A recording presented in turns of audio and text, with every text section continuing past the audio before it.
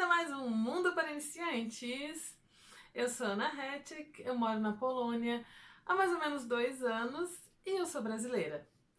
Desculpa se a câmera tá balançando um pouquinho, hoje eu tô gravando em condições precárias. Se ela não cair até o final desse vídeo já é uma grande vitória, então sinto muito. Mas eu não podia deixar de falar do tema do momento, que é os 100 anos da independência da Polônia. Então, essa é uma história muito complexa, como todos os movimentos históricos, mas eu vou tentar resumir. Se eu falar alguma bobagem, tem vários poloneses que falam português e assistem esse canal e estão todos convidados, e os brasileiros que conhecem a história, a comentar e me ajudar. Mas a história, resumindo, é por que agora faz 100 anos da independência da Polônia e por que isso é interessante, coisas interessantes relacionadas a isso. Quando o Brasil teve a independência de Portugal, foi uma independência econômica e administrativa, mas isso não mudou nada nas nossas fronteiras. Então, pra gente é um pouco difícil entender a independência da Polônia. Porque a Polônia, até 100 anos atrás, ela não existia. E isso é muito louco. Então, voltando um pouco na história, 123 anos antes do final da Primeira Guerra, a Polônia era um estado comum junto com a Lituânia. Então, a Polônia e a Lituânia eram administradas pelo mesmo rei. 123 anos antes do fim da Segunda Guerra, a Polônia, esse estado comum foi dividido entre a Rússia, a Prússia e a Áustria. Então, eles simplesmente partiram o território em 3, cada um pegou um pedaço e é isso. A Polônia, assim, parou de existir.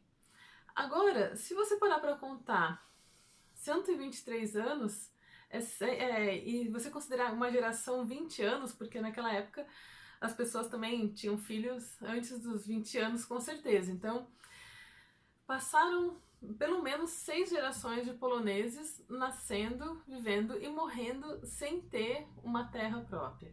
Isso é muito interessante. Quando acabou a Primeira Guerra, esses 3 países estavam enfraquecidos e a Polônia aproveitou e fez uma revolta armada exigindo que retornasse o território deles, que eu também não vou entrar em detalhes, mas que eu vou botar vários links aqui na descrição e você vai poder clicar e entender.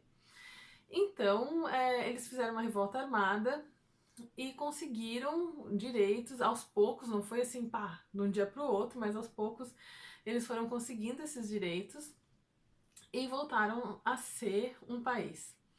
E eles passaram a comemorar esse dia anos depois, e só deu tempo de comemorar a independência da Polônia 2 vezes antes de estourar a Segunda Guerra, e a Polônia ser invadida pelo nazismo e depois pelo comunismo, e durante os 40 anos de comunismo eles não podiam comemorar, né, foram proibidos de comemorar a independência da Polônia, porque a Polônia não era mais independente, né?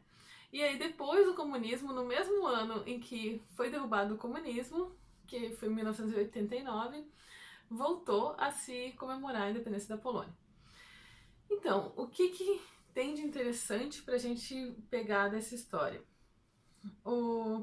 Imagina passar 6 gerações e você preservar a sua história, preservar a sua língua, preservar a sua cultura, a sua literatura, a sua música de um país que não existe. Eu não lembro, eu não sei, nunca soube o nome dos meus antepassados de 6 gerações atrás. Você também não deve saber. Tem filho, neto, bisneto, trisneto, quadrineto. O seu quadrineto ainda vai lembrar de você, da sua língua, do seu país.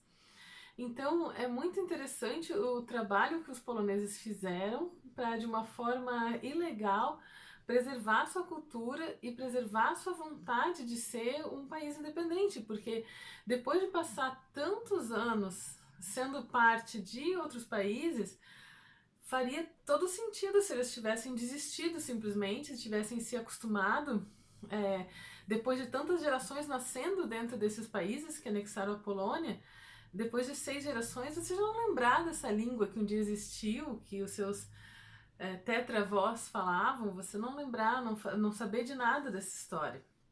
Mas, mesmo tendo passado todos esses anos, quando houve a possibilidade de retomar o país, eles fizeram isso, eles mantiveram a língua e na minha cidade, lá em Wrocław, tem um museu em uma homenagem a um homem que ajudou a preservar muitos livros, muitos manuscritos originais de clássicos da literatura polonesa. Ele preservou por conta própria, para não deixar a Polônia morrer no coração dos poloneses, na mente dos poloneses. Então, os poloneses, por causa disso, eles têm, e por tudo, né, que aos poucos eu estou contando e que você pode pesquisar também, eles têm um sentido de autopreservação e de unidade fora do comum. Porque a Polônia foi, com bastante segurança, eu posso falar que a Polônia foi, se não o mais, um dos mais sacaneados, um dos países mais sacaneados da história da humanidade. Então, eles foram invadidos por todos os lados, foram anexados, foram divididos, o território parou de existir. Depois eles foram invadidos pelos nazistas, foram dizimados, depois eles foram dominados pela Rússia, comeram o pão que o diabo amassou, e todas as vezes eles retomaram a sua soberania, eles recriaram o seu país, e com raríssimas exceções, não foi com a ajuda de ninguém. Tudo que eles conquistaram foi sozinhos, por conta própria, e todas as vezes que eles confiaram em alguém, eles se ferraram de verde e amarelo, não, de vermelho e branco, e se deram mal. E se você quer ouvir uma história arrepiante sobre isso, assista o meu vídeo sobre o Levante de Varsóvia, que vai ter o link aqui na descrição e aqui em cima, que foi quando eles confiaram na Rússia durante a Segunda Guerra. E o que aconteceu? Spoiler, massacre. Então, desde 2008, está acontecendo, sempre desde 1989, eles voltaram a comemorar a independência da Polônia, que é na verdade quando a Polônia voltou a existir, que ao contrário do Brasil não foi só assim, a gente não tem mais um rei português, foi assim, não, nós agora temos um território que vocês tomaram da gente, agora a gente está conseguindo reaver. Então, eles comemoram que eles voltaram a existir como um país. E fazem festas, fazem passeatas, fazem um monte de coisa. E desde uns anos pra cá, de 2008, começaram sim a aparecer manifestações de extremo nacionalismo, de extrema direita, contra imigrantes, contra LGBT, contra feministas, falando um monte de bobagem, mas é importante dizer que mesmo esses caras que queimam bandeira LGBT, eles levam uma faixa muito grande dizendo não ao nazismo, não ao comunismo. Não somos nazistas e nem comunistas, não somos outra coisa. Escrotos, porém outros. E, então, o que aconteceu no passado, aqui no Brasil, foi que existem essas manifestações ultranacionalistas, só que elas são pontuais. Elas são ilegais na Polônia e são pontuais. Então, no Brasil, se pegou a notícia de que estava acontecendo essas manifestações e se uniu com as imagens da comemoração da independência, que eram centenas de milhares de pessoas nas ruas. E aqui no Brasil se vendeu isso no Jornal Nacional, né, em toda a mídia, como se essas manifestações fossem nacionalistas, supernacionalistas. O que não é, são manifestações comemorando a soberania polonesa. Então, na Polônia, esses extremistas nacionalistas são combatidos, são presos, todos os anos dá confronto com a polícia, dá problema. E isso entra também um pouco na questão dos imigrantes, de por que a questão dos imigrantes é interessante na Polônia. Não sei, talvez você já tenha ouvido falar que a Polônia foi o único, talvez, país da União Europeia que se recusou terminantemente a receber imigrantes, refugiados de guerra, desses países que estão em guerra no momento. Se você parar para ver a história da Polônia, onde todo mundo invadiu, todo mundo ferrou, todo mundo se aproveitou da Polônia, um dos países que ficou com um pedaço da Polônia, a Prússia, né, hoje em dia é a Alemanha, meio que a mesma coisa. Então a Alemanha já tomou um pedaço da Polônia, já invadiu com o nazismo. Aí agora, depois de tudo isso, vem a Angela Merkel falar: ai não, Polônia, sigam o nosso exemplo de, de bondade, né? Sigam o nosso exemplo de, olha como nós somos legais e façam como a gente, deixa a gente dar uma lição de moral em vocês e dizer que vocês têm que receber imigrantes, sendo que durante 40 anos a Alemanha estava se desenvolvendo e virando uma potência mundial, enquanto a Polônia estava se ferrando na mão dos comunistas, mesmo depois de ter sido massacrada pela Alemanha. Então, o motivo pelos quais os poloneses não querem receber esses refugiados de guerra é, em primeiro lugar, porque eles não sentem que eles devem nada para ninguém, nem para os Estados Unidos, que abandonou eles na mão da Rússia depois da Segunda Guerra, definitivamente não devem nada para a Alemanha. E assim, ninguém ajudou da União Europeia. Agora, claro, né, depois que eles entraram para a União Europeia, investindo, beleza, mas durante todo o tempo que a Polônia sofreu com guerra, com tudo isso, ninguém interviu. E agora eles estão querendo dar lição de moral. É assim que os poloneses veem a situação. E eles acham que eles não são obrigados a aceitar, e eles não querem aceitar, e os outros que ferraram e dominaram e tiraram vantagem que aceitem e pronto, não somos obrigados. Essa é a visão de uma parte da Polônia, não representa 100% dos poloneses. Outra parte da Polônia lembra que os poloneses já foram refugiados. Os meus avós, quando vieram para o Brasil, eles vieram como refugiados. Eles vieram da mesma forma que os refugiados estão indo para a Europa, agora vindo de outros países em guerra. Os poloneses já foram refugiados de guerra várias vezes, todas as vezes que foram sofreram essas atrocidades. Quando meus avós chegaram aqui no Brasil, eles vieram com sonhos, vieram para construir uma vida nova, vieram sofridos depois de terem sido psicologicamente, fisicamente massacrados.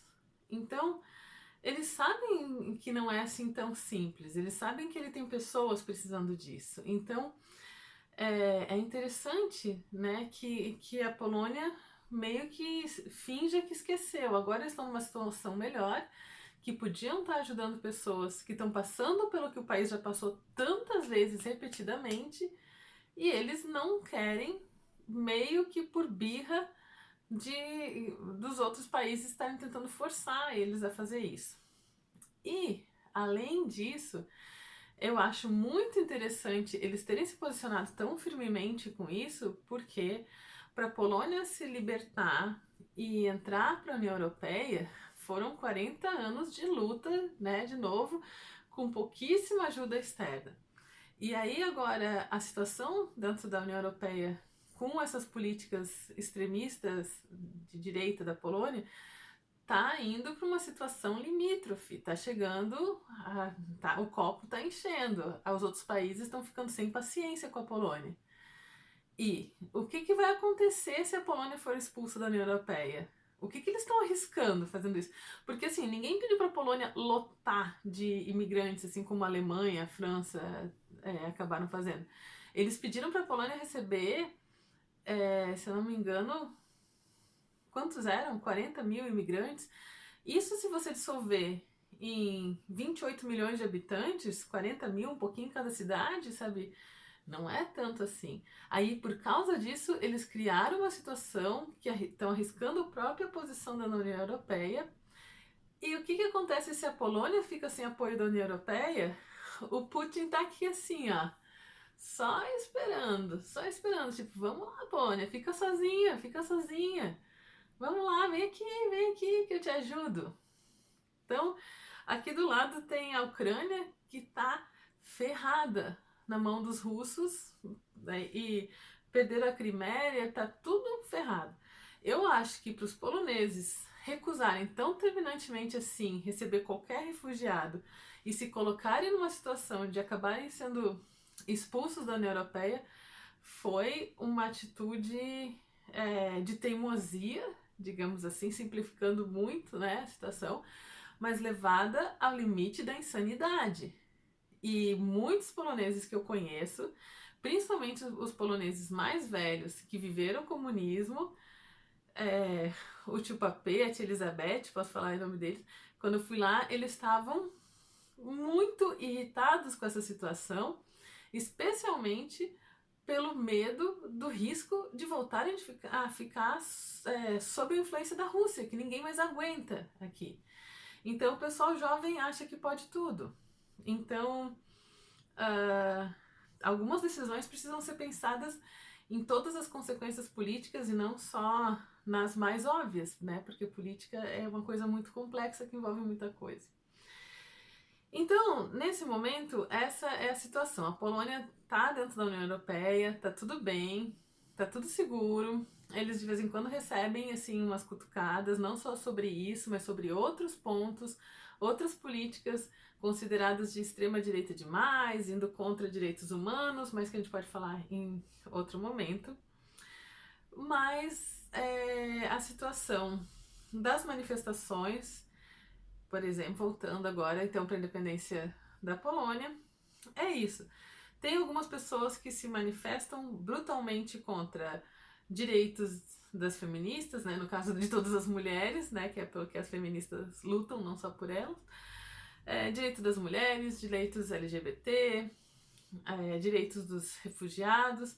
Então os caras estão lá protestando contra isso. E eles claramente não são nazistas nem comunistas.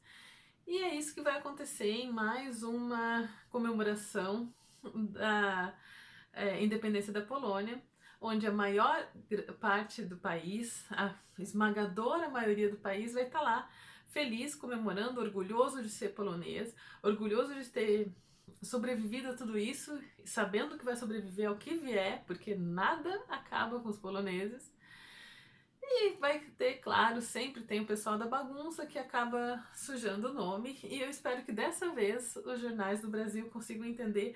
Alô, se você é um jornalista brasileiro e você quer fazer uma matéria sobre isso, pode me entrevistar ou pode falar comigo que eu indico pessoas massa para você entrevistar, para ficar com uma entrevista certinha.